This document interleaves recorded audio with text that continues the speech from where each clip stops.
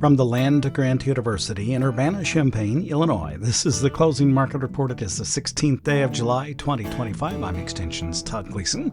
Coming up, we'll talk about the commodity markets with Greg Johnson. He's at TGM. That's TotalGrainMarketing.com. We'll hear an update from the floor of the Senate as it's related to the bill that would rescind NPR and PBS funding, along with funding for USAID. And then we'll turn our attention to the weather forecast. We'll do that with Drew Lerner at World Weather Incorporated in Kansas City on this Wednesday edition of the Closing Market Report from Illinois Public Media.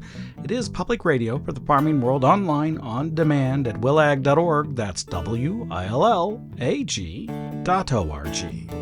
Todd Gleason services are made available to WILL by University of Illinois Extension.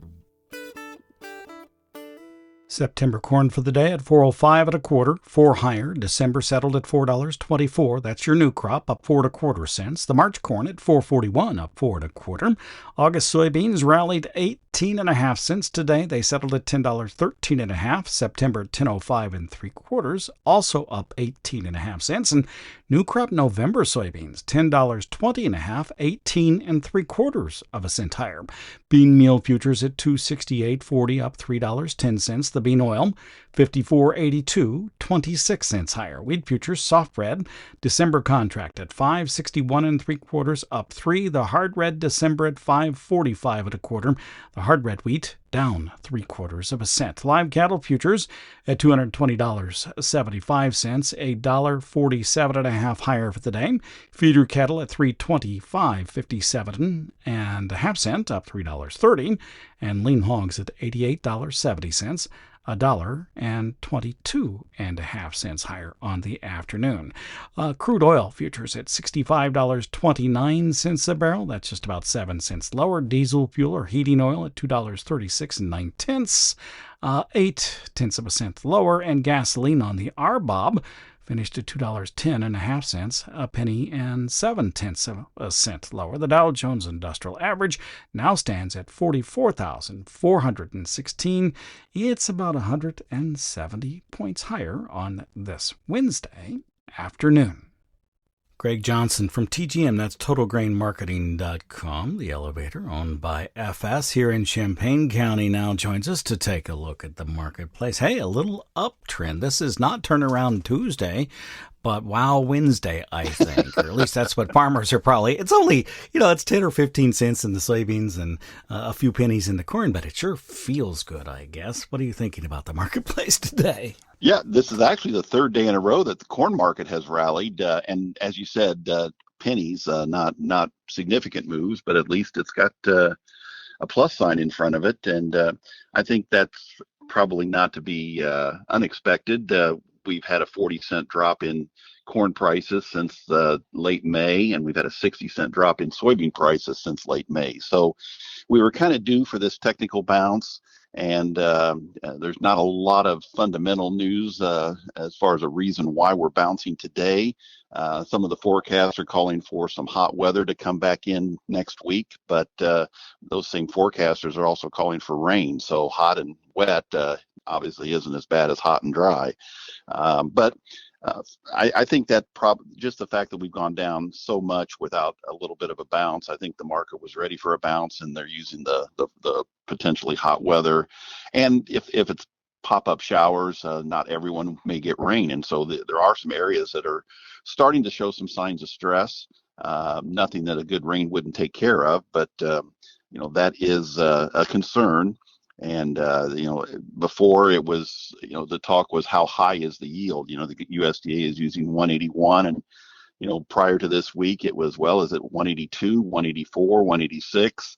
Now, all of a sudden, it doesn't necessarily have to be higher. It could be a little bit lower than 181. So I think we're starting to see a little bit of uncertainty as to what the yield is going to be, which makes sense. We're only in the middle of July.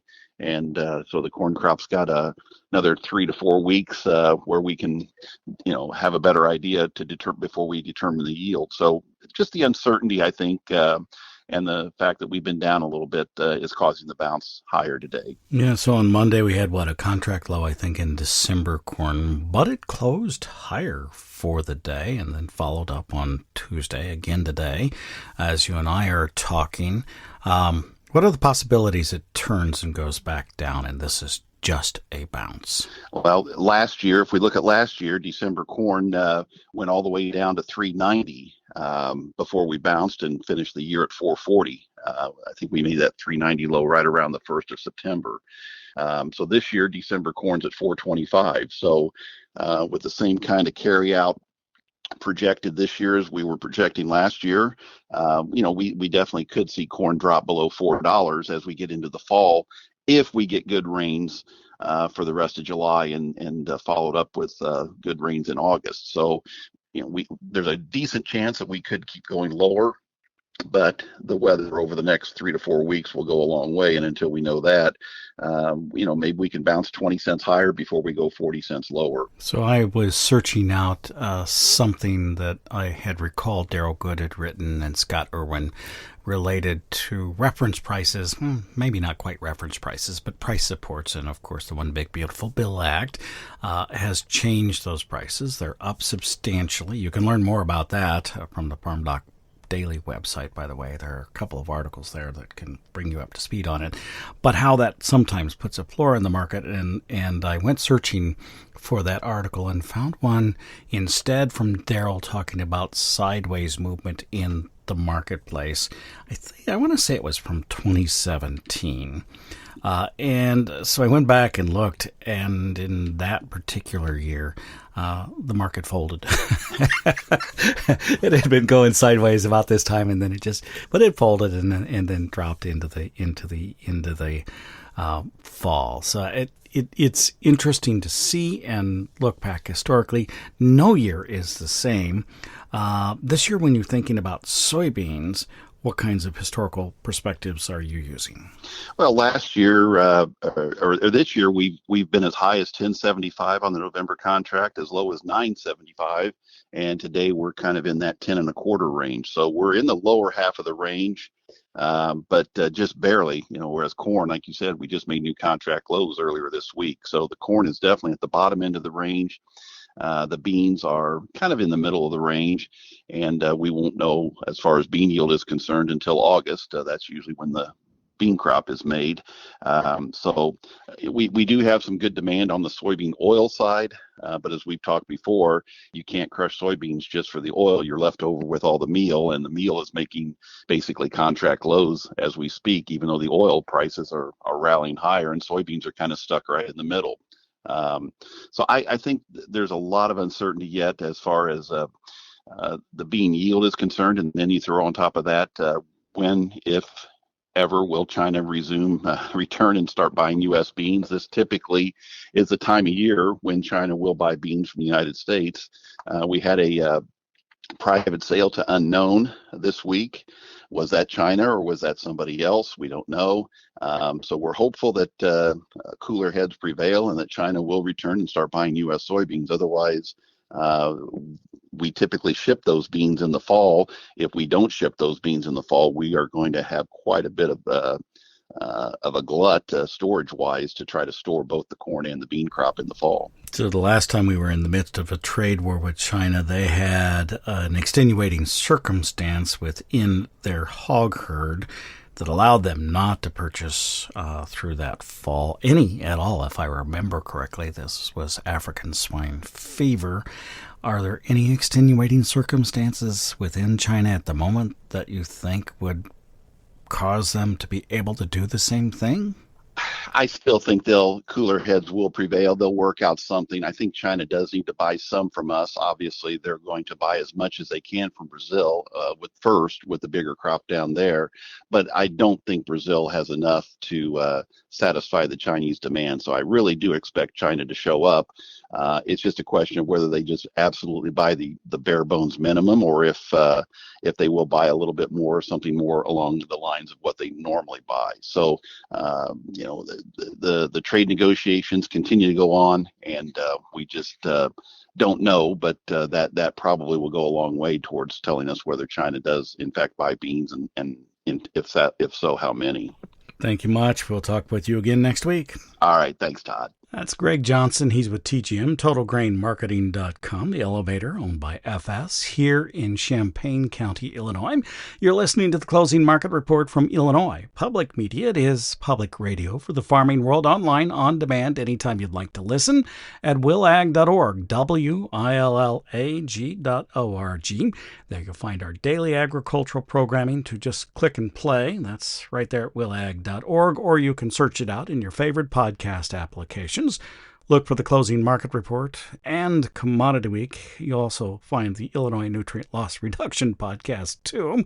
Again, it's all at willag.org, willag.org, including information from the agricultural economist, the crop scientist, and the animal scientist here in the College of Agricultural, Consumer, and Environmental Sciences.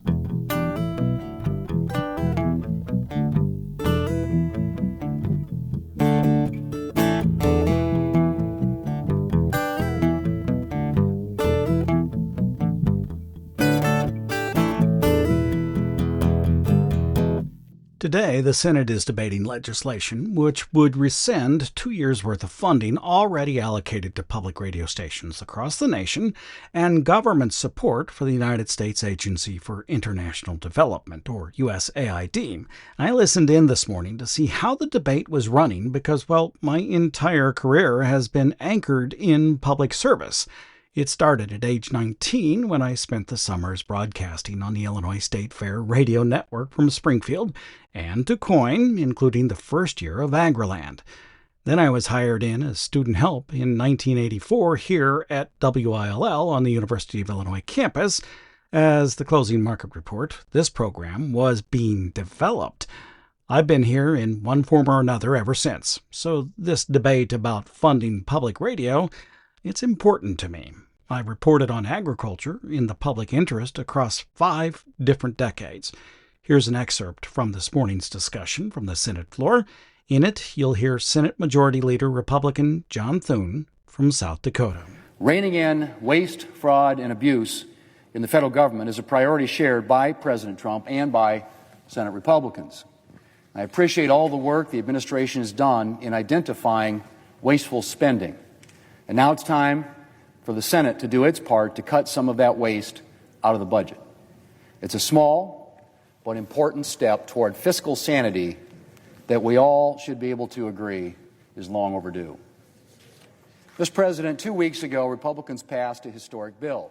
That opening remark, about 30 seconds long, was all the time John Thune spent on the legislation before the Senate. The other 6 minutes extolled the One Big Beautiful Bill Act. Actually, a lot of it outlined the changes made to the agricultural programs. It's worth a listen. Thune did not mention the deal his Senate colleague from South Dakota, Republican Mike Rounds, made to find 2 years' worth of alternative funding for tribal radio stations in his home state. The Republicans spent most of their time, at least those whom I watched, talking about the success of the One Big Beautiful Bill rather than USAID or the Corporation for Public Broadcasting. The Democrats, in no big surprise, did the opposite, extolling the merits of public broadcasting and USAID.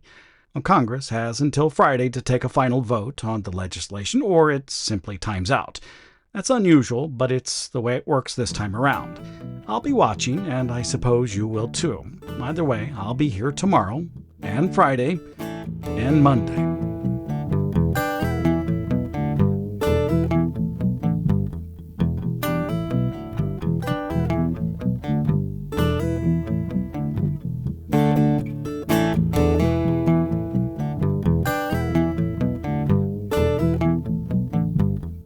Let's check in on the global growing regions to see how the weather is impacting them. We're now joined by Drew Lerner. He's at World Weather Incorporated in Kansas City. Hi, Drew. Thanks for being with us today. Yeah, it's a beautiful day here. We're anticipating some warmer days down the road, though. Tell me about those and the humidity that will come along with it. Yeah, we've had a really nice spring and early summer. Everyone would probably agree with that. There's a few extremes out there, but we've managed to keep the moisture profile fairly full in our soil. And so the bottom line is when we start heating up, we're going to pull that moisture out into the air. And of course, that's going to make it pretty humid. So yeah, high heat indices are likely to be with us from the middle of next week through the following weekend, probably.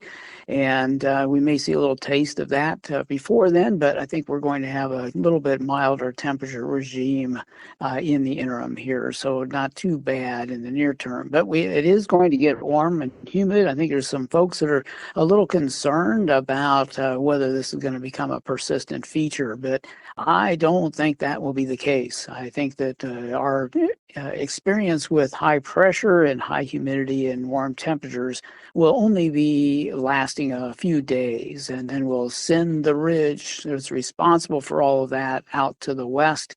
Should open the door again for some more seasonable temperatures and a little less humidity.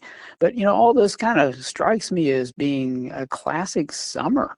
I think there's a tendency for the marketplace to get a little excited about the prospects of a little ridge of high pressure being around. But everything I've seen so far this spring and early summer sure smells like normal to me. And I think it still looks that way for the next couple of weeks. If it's a classic summer, that means there will be downpours, I think, from time to time. I can remember quite vividly watching a downpour come across the field, or more importantly, being at the county or state fair, and suddenly the skies just open up. That will continue in places from time to time, I suppose. Yeah, absolutely. Absolutely. We'll have our moments of, very warm to hot conditions too. So, but I don't think we're going to see anything that's going to be persistent for any great length of time. So a good mix, and the bottom line is still going to be favorable for crops. Let's check in on some of the places that you have been watching. One of those is the Canadian prairies. What are conditions like there today? The majority of the west and southern portions of the prairies are doing okay. Nobody in the prairies necessarily is seeing ideal weather, maybe a few areas in Alberta. But the northeast part of Saskatchewan and much of Manitoba is really quite dry, and there's some areas near the U.S. border that are also in the same boat. And there's a big need for moisture in some of those drier biased areas. And here it is mid-July, so we are running out of time for those folks. Their growing season's a lot shorter than ours, and so it's very, very important that they get a good drink of water soon. And it looks like that opportunity may show itself late this coming weekend and again later next week. While we are seeing the ridge of high pressure park over parts of the Midwest, it should bring moisture into parts of Canada's prairies, and hopefully they'll get a couple of shots of energy coming into the area that'll tap into that moisture and help to create some rain. No matter what, they're not going to be out of the woods, but they need to get a good drink of water before the ridge returns, which is expected to occur at the end of the month. And so that'll be something worth watching for a while. Canada is not in the same level of criticalness, I guess, with dryness that they've been in past years, but there are certainly places up that way that need a good drink in order to prevent a disaster from evolving. Let's hop over to Europe and work our way from west to east, from France through Poland, Germany, maybe for the corn crop along the Black Sea area, and then on towards China, please. Yeah, we do have quite a bit of dryness that still remains in Western Europe, France in particular, but parts of the UK, Belgium, Netherlands, and Western Germany. All those areas are really fighting some dryness that's been ongoing since really January. And the heat that we had in late June and early July really impacted the crops in a pretty substantial manner. We were just looking at the Vegetative Health Index just a little while ago today, and a pretty dramatic decline in crop conditions from the end of June to the first of July. And we are not seeing large volumes of rain for Western Europe, but there will be an opportunity for rain as we go forward through this coming Friday through Sunday. And hopefully they'll get enough rain to buy them a little bit more time. But the moisture deficits and the long-term water shortages are still going to be with them through the end of the summer. And I think August is probably going to get hot hot and dry again, at least one more time for the Western Europe. Eastern Europe, for the most part, is in fairly good shape. The exception is in that lower Danube River basin area in southeastern Europe, and that area is also quite dry. They do a lot of irrigating in that area, so it's probably not as big of an issue as it might be in parts of Western Europe, but nonetheless, it is still very warm and dry biased in that area, and they do need rain. Recently, it's become quite dry in East Ukraine as well, and temperatures there this past weekend were in the 90s to near 100 degrees. And it's not going to rain over the next 10 days from eastern Ukraine through Russia's southern region to western Kazakhstan. Now, this area is very important winter crop production region, first of all, and this is going to be okay for that crop because it's harvest time, so that's not an issue. But there are a lot of spring cereals and spring grain and oilseeds that are produced in that same region, and they are going to be stressed in the unirrigated fields. So we're going to keep an eye on that. They definitely need a drink of water, and that is not coming for the next 10 days for that area.